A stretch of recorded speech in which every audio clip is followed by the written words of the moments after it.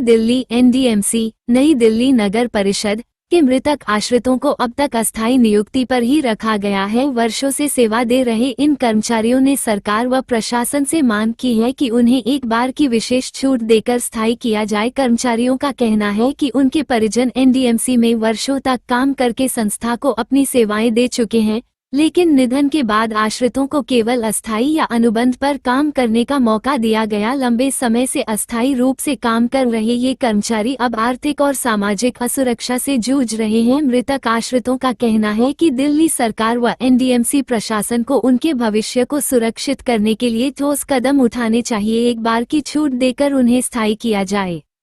नमस्कार साथियों, जैसा कि साथियों आपको विदित है कि करुणामूलक कर्मचारियों की जो लिस्ट जारी की गई है उसमें 1128 लोगों के नाम हैं। तो मेरा माननीय अध्यक्ष महोदय जी से हाथ जोड़कर निवेदन है कि जैसे ये लिस्ट लगाई गई है तो और विभागों ने भी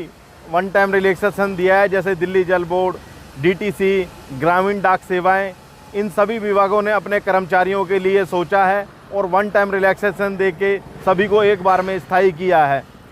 जब हमारे एनडीएमसी के अंदर मृत्यु दर ज़्यादा है और आए दिन किसी न किसी कर्मचारी की अकस्मात मृत्यु हो जाती है, क्योंकि हमारे इधर जो लोग इलेक्ट्रिक के लोग हैं वो मेन पावर पे काम करते हैं, सफाई कर्मचारी सड़क पे काम करता है, हमारे रोड के जो साथी हैं पालिका सहायक वो रोड पे काम करते हैं, हमारा जो उद्यान विभाग का माली है वो रोड पे काम करता है और हमारा जो सीवर मैन है वो सीवर की सफाई करता है। तो ये सभी ऐसी जगहें हैं जहाँ पर दुर्घटनाएं होती रहती हैं, इसलिए हमारा जो म्यूनसिपैलिटी है उनकी दर जो है मृत्यु की वो ज़्यादा है और हमारे पे जो 5% कोटा लागू होता है। मेरा माननीय अध्यक्ष महोदय जी है और सभी सदस्यों से अनुरोध है कि आप इसे हटाकर एक बारी सबको छूट देकर सबको वन टाइम रिलैक्सेशन दें। जैसे दूसरे विभागों ने अपने कर्मचारियों के लिए सोचा है, आप भी अपने कर्मचारियों के लिए सोचें जिससे उनका कल्याण हो। क्योंकि 20-20 साल हो गए लोगों की मृत्यु हुए और अभी तक उनको नौकरी नहीं दी गई है। मैं माननीय रंजना देसवाल जी से भी अनुरोध करूंगा कि जब से वो एनडीएमसी में आई हैं कर्मचारी भी उनकी तरफ देख रहा है, क्योंकि जब आप 2007 में थी तो आपने सैकड़ों कर्मचारियों को स्थायी करवाया था। आज भी ऐसी स्थिति है जब हमारे मृतक कर्मचारियों के आश्रित आपकी तरफ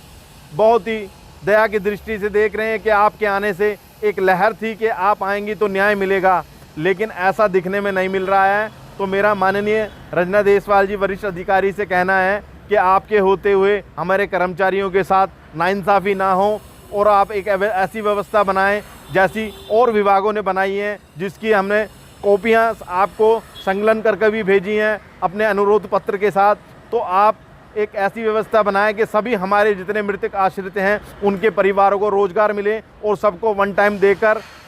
इनकी मदद करें, जिससे ये भी अपने परिवार का पालन पोषण कर सकें और ये भी जैसे हमारा स्थायी कर्मचारियों के बच्चे और हमारा स्थायी कर्मचारी अपनी ज़िंदगी को अच्छी तरह जी रहा है, अपने बच्चों की